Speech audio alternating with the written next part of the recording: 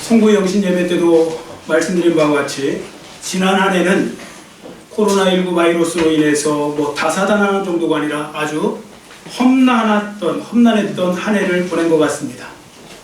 그래도 우리 모두는 주님 은혜로 잘 견디어냈고 이렇게 오늘 우리는 또 다른 새해를 맞이하게 된 것입니다. 이 모든 것이 다 하나님의 은혜인 줄 믿으시고요. 이 시간 신년 감사 예배를 통해 하나님께 다시 한번 진지하게 찬양과 감사와 영광을 올려드리는 귀하고 복된 시간이 되시기를 축원합니다. 아멘. 저는 새해 첫 주일이 되면 첫 주일 설교는 항상 교회 표어를 주제로 가지고 설교를 해왔고 오늘도 그러려고 합니다. 그래서 오늘 우리 교회 표어를 먼저 같이 우리가 읽어보셨으면 좋겠는데 저를 따라해 주시기 바랍니다. 우리 올 한 해 교회 표어입니다. 하나님을 힘있게 의지하는 교회. 아멘. 하나님을 힘있게 의지하는 교회가 올해 표어입니다. 자, 이 표어대로 여러분들 실천하심으로 무슨 일을 만나든지 무슨 일을 당하든지 항상 승리하는 삶이 되시기를 축원합니다. 아멘. 자, 이제 교회 표어를 위한 이제 성구 말씀, 이제 하나님 말씀을 같이 읽어보도록 하겠는데요. 그 말씀이 본문 16절 말씀입니다.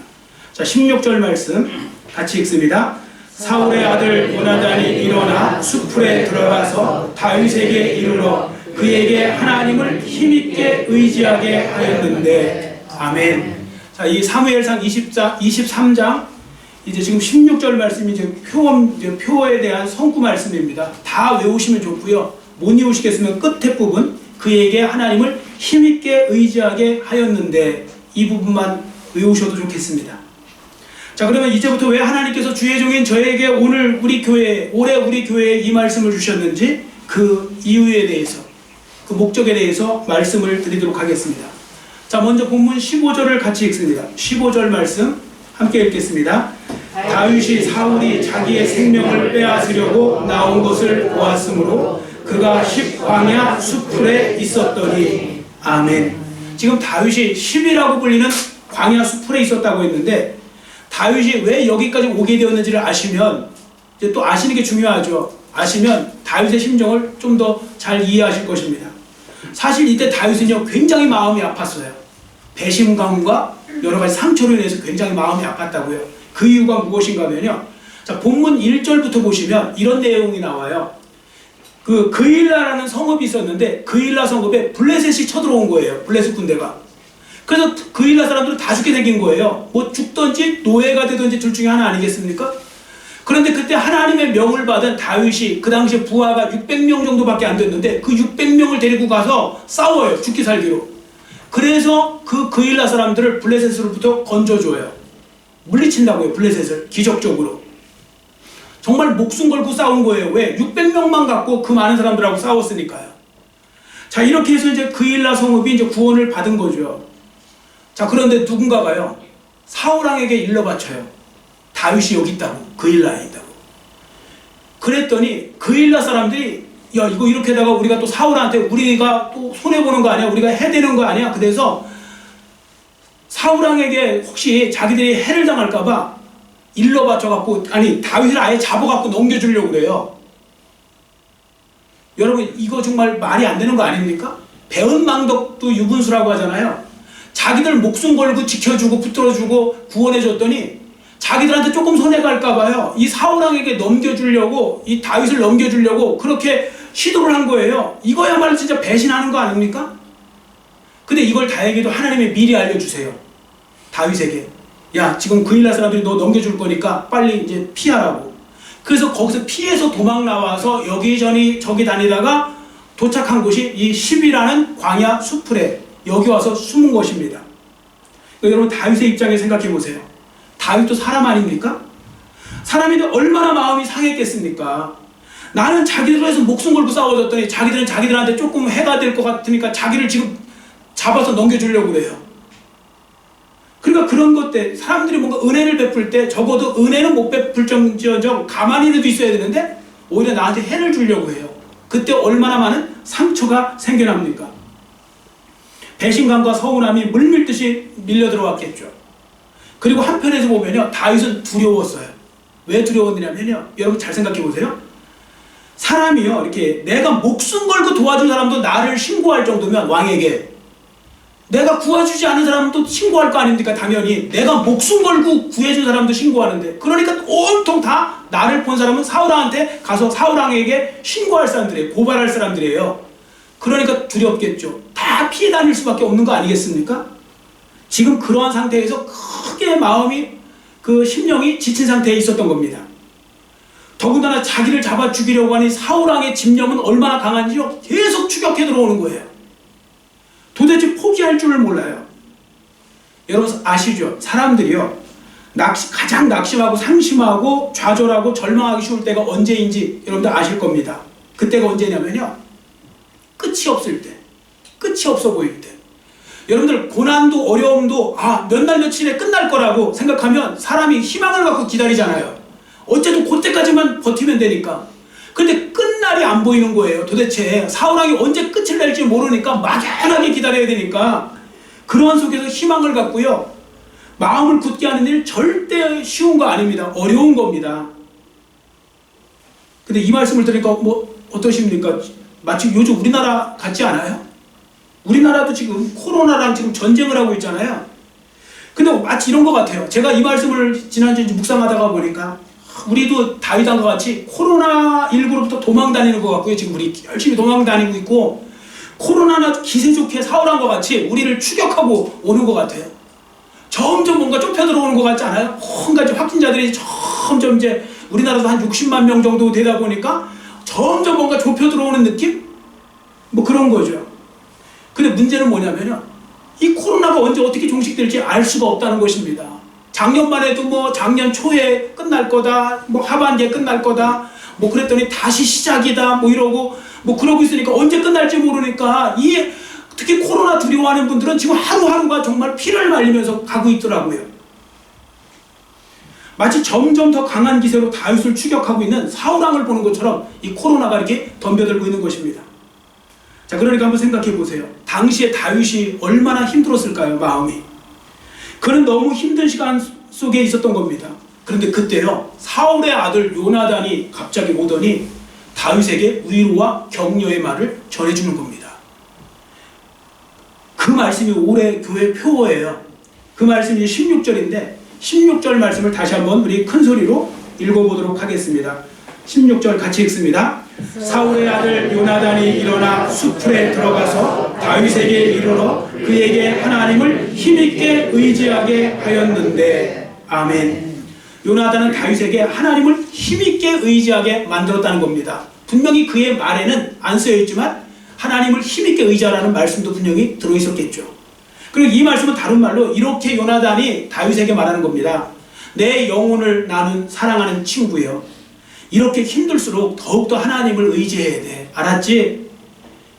힘들수록 더욱더 하나님을 의지해야 된다고, 이런 식으로 이제 이야기를 해준 것입니다. 위로와 격려를 해준 거죠. 자, 이제 하나님을 힘있게 의지하라고 말했던 이 요나단이 두 번째 하는 말이 있습니다. 그게 바로 뭐냐면 두려워하지 말라는 겁니다. 17절 전반절을 보세요. 17절 전반절을 보시면 곧 요나단이 그에게 이르기를 두려워하지 말라. 자, 왜 이 말을 했을까요? 지금 다윗이 두려워하고 있었던 겁니다. 다윗이 지금 심신이 지치고요, 사람이요 마음이 지치고요, 뭔가 자신감이 떨어지고요, 위축되고 그러면 더 두려운 겁니다. 여러분 자꾸 다윗을 신으로 보시면 안 돼요. 다윗도 사람입니다. 우리랑 똑같은 성정을 가진 사람이라고요. 그러니까 그는 두려웠던 겁니다. 그러니까 요나단이 와서 딱 보니까 다윗이 두려움에 떨고 있는 걸 본 거예요. 여러분 세상에 여러분이 누구 만나실 때 갔는데 얼굴이 기뻐서 춤을 추고 있는데 두려워하지 마십시오, 이렇게 말하는 이상한 사람이 있습니까? 없죠. 두려워하지 말라고 했을 때는 상대편이 두려워하니까 두려워하지 말라고 하는 겁니다. 이렇게 두려워하고 있었던 것입니다. 그런 다윗에게 요나단이 이렇게 종합해서 말씀하고 있는 겁니다. 내 영혼의 친구 다윗이여, 지금 내가 할 일은 두려워할 것이 아니라 더욱더 하나님을 의지하는 것이다. 의지하는 것이다. 따라해주세요. 두려워하지 말고 그럴수록 더욱더 하나님을 힘있게 의지하라. 아멘. 자, 그렇게 말씀해주고 있는 겁니다. 여러분, 저는 요나단이 한 이 말이 하나님께서 오늘 여러분과 저에게 동일하게 주신 말씀이라고 확신합니다. 하나님은 특별히 오늘날 코로나와 싸우고 있는 여러분과 저를 향해서도 이렇게 말씀해 주시는 겁니다. 아무개요. 코로나 너무 두려워하지 말고, 지나칠 정도로 두려워하지 말고, 내 앞에 놓여있는 장애물을 두려워하지 말고, 그럴수록 더욱더 하나님을 힘있게 의지하라. 내가 지금 할 일은 두려워할 일이 아니라 더욱더 하나님을 의지해야 하는 것, 바로 이것이 내가 할 일이다. 이렇게 권면해주고 있는 것입니다. 여러분 모두 요나단이 다윗에게 전해준 이 말이 하나님이 여러분과 저에게 주신 말씀으로 받으시고 올 한 해 동안 두려움을 과감하게 던져버리시고요, 하나님 꼭 붙잡고 하나님께 기대어 사시는 축복된 한 해가 되시기를 축원합니다. 아멘. 꼭 그렇게 사셨으면 좋겠어요. 아멘. 코로나고 뭐고 아니 더 어려운 일이 와도 두려워하지 마세요. 두려워하지 마시라고요.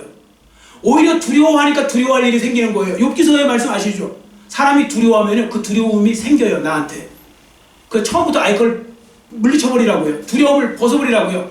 조심조심하고 막 두려워하는 사람에게 오히려 그 두려움이 임할 수 있다는 거 기억하시고 하나님 말씀 믿고 담대하게 우리가 맞서 싸워 나가야 되는 것입니다. 자, 그러면 하나님을 의지해야 된다고 했는데 힘있게 의지해야 된다. 하나님을 힘있게 의지해야 된다는 말씀이 무슨 의미일까요? 저는 두 가지만 말씀드리고 싶습니다. 첫 번째는 하나님을 힘있게 의지한다는 말씀은 하나님 말씀을 더욱더 강하게 붙잡는다는 뜻이에요. 하나님 말씀을 더욱더 강력하게 강하게 붙드는 거예요. 누가복음 5장 말씀 여러분 잘 아실 텐데요. 거기에 보시면 밤새 베드로가 고기 한 마리 못 잡아요. 그 사람들은 하루 벌고 하루 먹고 사는 사람들인데 밤새 고기 한 마리를 못 잡으면 그날은 굶어야 된다는 이야기예요. 얼마나 낙심될까요?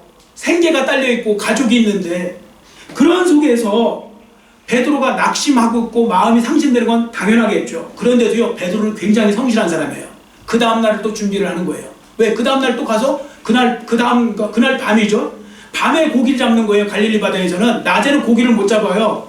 낮에는 고기가 다 숲을 속으로 들어가 있어갖고요, 가서 그물 던져봤자 고기가 하나도 안 나와요.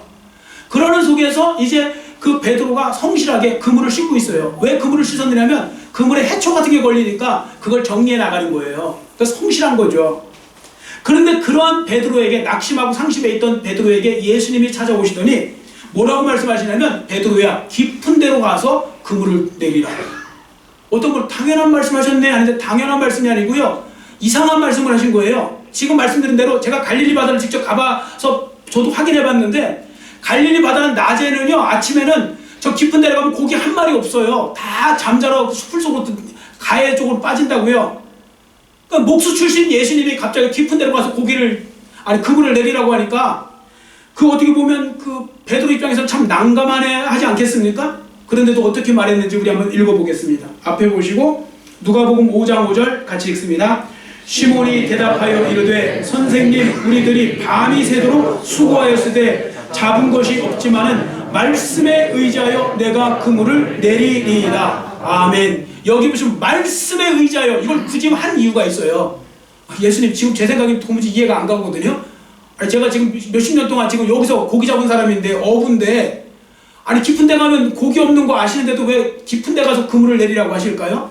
저 이해 안 가는데 그래도 하나님, 아니 주님 말씀이시니 제가 순종하겠습니다. 그래서 말씀에 의지하여, 지금 말도 안 되는 것 같은데 그래도 깊은 데 내려가서 그물 내려보겠습니다. 그렇게 말한 거예요. 그렇게 고백한 겁니다. 자, 그 말씀에 순종했던 베드로에게 어떤 결과가 생겼는지 그 다음 절도 같이 읽습니다. 누가복음 5장 6절 같이 읽습니다. 그렇게 하니 고기를 잡은 것이 힘이 많아 그물이 찢어지는지라. 아멘. 베드로가 주님 말씀에 순종하니까요, 기적이 일어났어요. 그 어느 때보다 역대급으로 고기를 잡은 거예요. 역대급으로. 자, 그렇다면 요나단의 말을 듣고 다시 힘을 내어 하나님을 힘있게 의지했던 다윗의 결국은 어떻게 되었을까요? 여러분들 잘 아시는 바와 같이 결국 이스라엘의 왕이 됩니다. 이스라엘의 왕이 된다고요.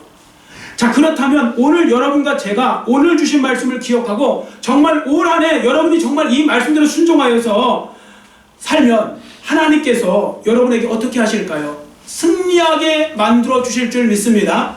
승리하게 만들어 주실 거예요. 여러분 모두 주님 말씀을 더욱더 힘있게 의지하는 귀하옵된 한 해가 되시기를 축원합니다.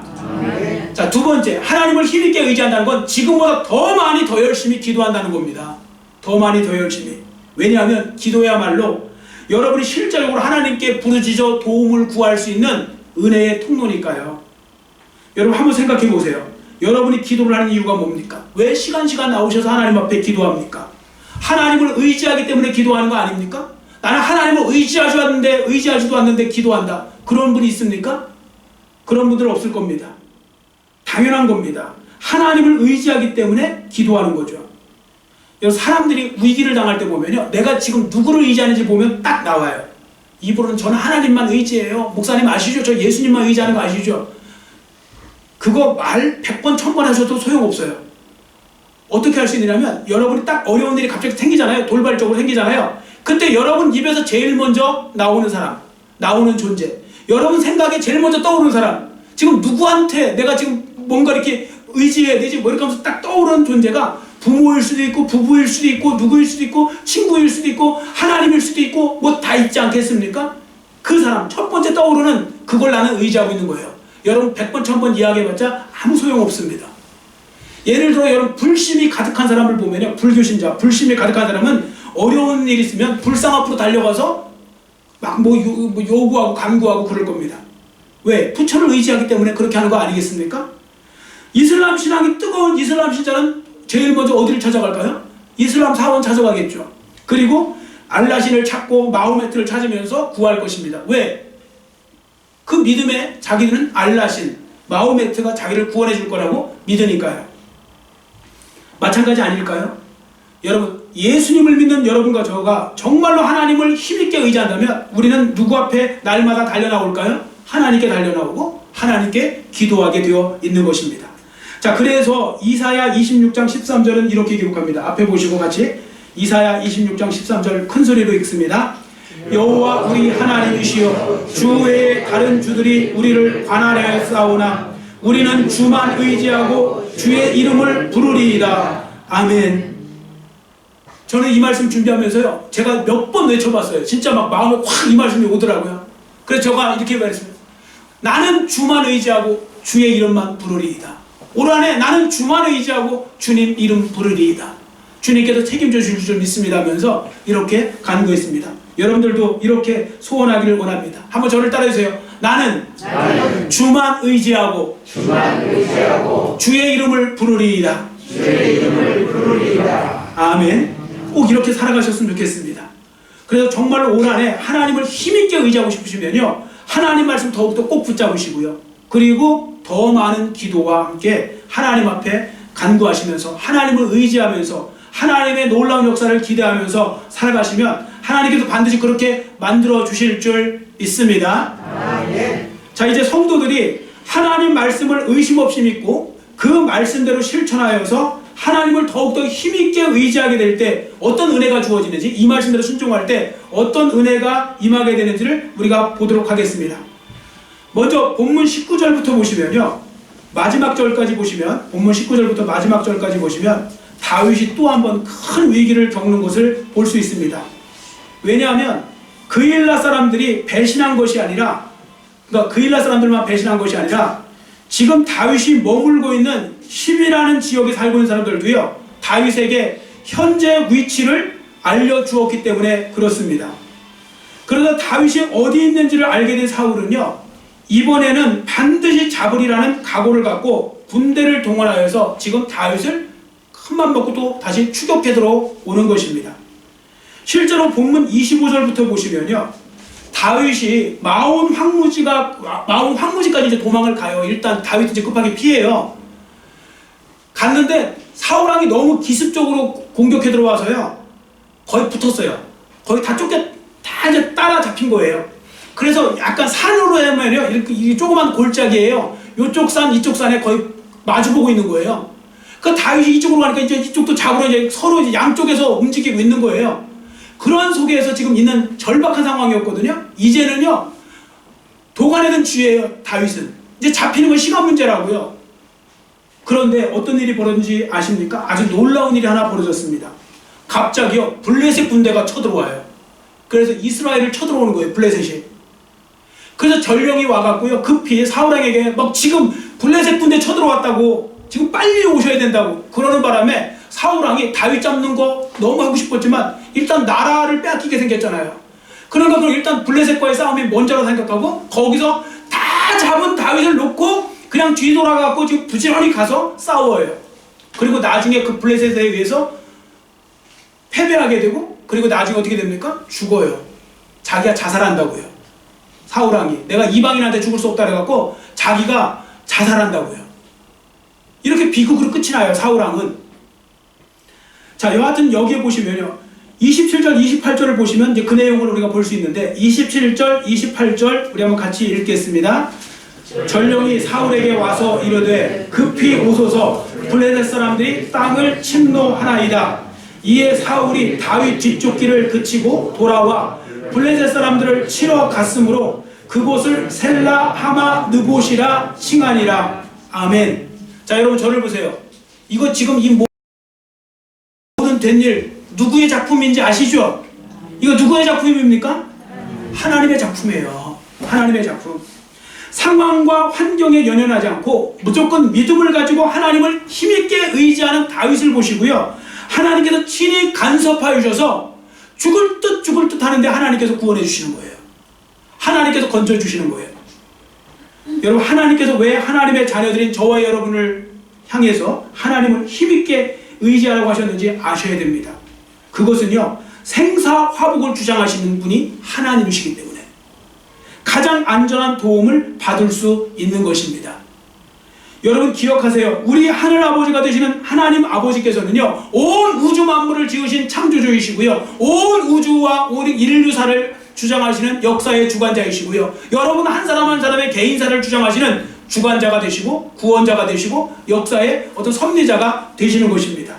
그 하나님을 믿으셔야 됩니다. 그러므로 우리가 그러한 하나님을 강력하게 붙잡고 의지하게 되면 하나님의 도우심을 받게 되는 것이고요, 한번 하나님이 돕기를 작정하시잖아요. 그 누구도 그 무엇도 우리를 무너뜨릴 수 없습니다. 이걸 믿는 게 믿음이고요. 그래서 제가 송구영신 예배 때 그 말씀을 드렸던 것입니다. 자, 이 부분에 대해서 아주 중요한 말씀이 본문 앞에 기록되어 있는데요, 14절 말씀을 우리가 읽어보시면 그 답을 볼 수 있습니다. 본문 14절 우리 큰 소리로 같이 읽겠습니다. 다윗이 광야의 요새에도 있었고 또 광야 산골에도 머물렀으므로 사울이 매일 찾되 하나님이 그를 그의 손에 넘기지 아니하시니라. 아멘. 자, 여기 보세요. 하나님께서 다윗을 넘기지 않으셨다는 거예요. 사울의 손에 넘기지 않으셨대요. 그러면 사울이 아무리 매일매일 찾아도 다윗을 붙들 수가 없다는 거예요. 여러분, 이게 진짜 우리 그리스도인이 가져야 될 믿음 아닐까요? 여러분, 우리 생각에는요, 상황이, 환경이 뭐 어째서 이래서 저래서 그런 말 하실 필요 없어요. 여러분, 진짜 믿음의 눈으로 보시잖아요. 다 하나님 손에 달려 있는 거예요. 코로나도 마찬가지예요. 여러분, 코로나 열심히 방역하시는 거 좋아요. 조심하는 거 좋고 또 해야 돼요. 여러분, 마스크도 안 끼고 나는 하나님 믿으니까 나는 뭐 소독도 안 하고 나는 뭐 침투염 안 하고 다 해도 괜찮다, 이건 하나님을 시험하는 거예요. 성경은 하나님을 시험하지 말라고 했어요. 자연 원리도 있어요.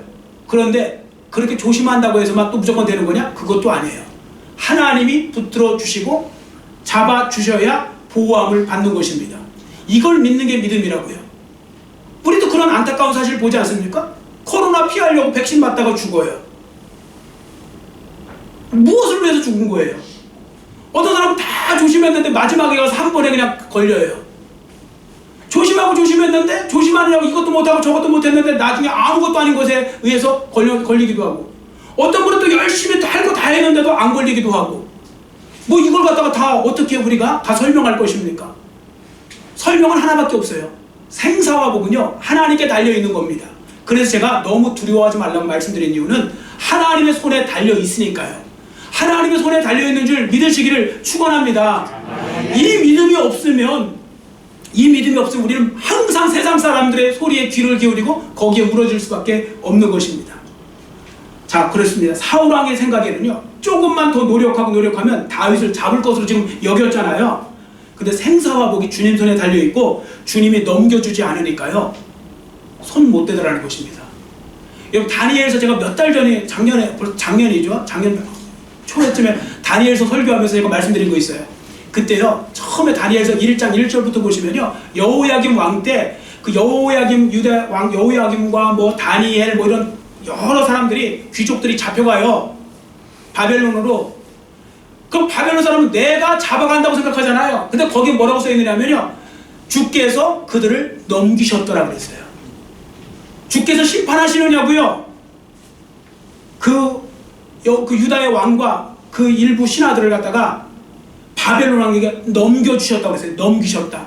근데 여기는 보세요, 다윗이 하나님을 붙들고 나가니까 하나님께서 다윗을 그의 손에 넘기지 아니하셨다고 그랬죠. 여기에 답이 있는 겁니다. 여러분, 자꾸 믿음의 눈으로 좀 보실 수 있어야 됩니다. 그래야 우리가 담대해질 수 있는 것입니다. 자, 실제로 본문에 보시면요, 하나님이 다윗을 사울의 손에 넘기지 아니하시면 설령 한 나라의 왕이라 할지라도 그를 손댈 수 없다는 것을 보여주는 상징적인 지명이 나와요. 땅 이름. 28절을 보세요. 끝에 셀라 하마 느곳이라고 그랬죠. 셀라 하마 느곳. 이게 무슨 뜻이냐면요, 분리의 절벽, 분리의 계곡, 이런 뜻이에요. 그러니까 분리한다, 떼어놓는다. 분리의 절벽, 분리의 계곡, 이런 뜻이거든요.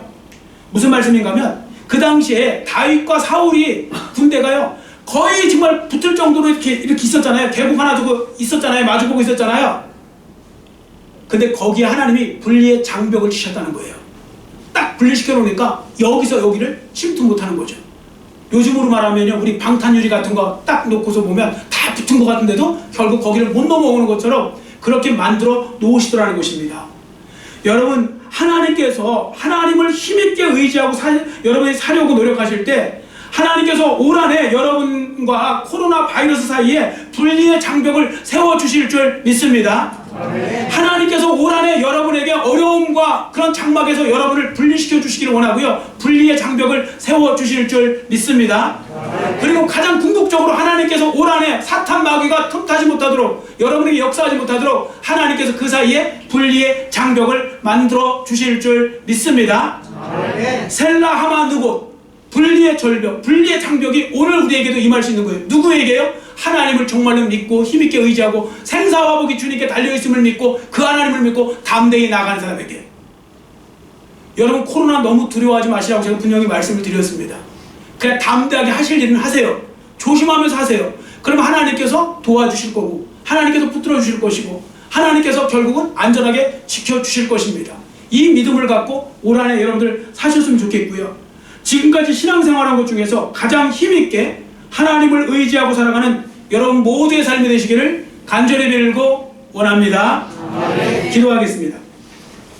사랑의 하나님 아버지, 감사합니다. 오늘은 말씀을 통하여서 우리가 신년 감사 예배를 드리면서 하나님을 힘있게 의지하는 이제 교회라는 제목을 가지고 이렇게 말씀을 들었는데, 하나님 아버지, 지금까지 우리가 하나님을 의지해왔다면 올해는 하나님을 더욱더 힘있게 의지하기를 원합니다. 코로나 상황이 언제 어떻게 될지 다 주님 손 안에 달려있고 주님 안에 있음을 고백합니다. 그렇기 때문에 생사화복을 주장하신 하나님 앞에 우리가 해야 될 일은 두려워하고 염려하고 좌절하고 걱정하는 것이 아니라 더욱더 하나님을 힘있게 의지하고 더 많이 주님 말씀 붙잡고 더 많이 기도하며 살아가는 것인 줄 믿습니다. 하나님, 우리에게 두려움을 물리쳐 주시고 오히려 담대하게 주님 안에서 믿음을 가지고 우리가 열심히 살게 해주시고 또 성실하게 살게 해주시고, 그리고 하나님이 맡겨주신 사명들을 잘 감당할 때 하나님의 도우심 속에서 승리하는 올 한 해가 되게 해주시고 하나님의 기적을 체험하는 올 한 해가 될수록 은혜 베풀어 주시고, 사랑하는 성도들 올 한 해 특별히 하나님께서 붙들어 주시고 은혜 주셔서 코로나19부터도 안전하게 지켜주시고 항상 주 안에서 승리하는 하나님의 모든 자녀들이 되게 하시고 하는 모든 후에도 범사의 복을 주시고 은혜를 주셔서 주 안에서 승리케 하여 주시옵소서. 감사드리오며 예수님의 이름으로 간절히 축복하오며 기도드렸사옵나이다. 아멘.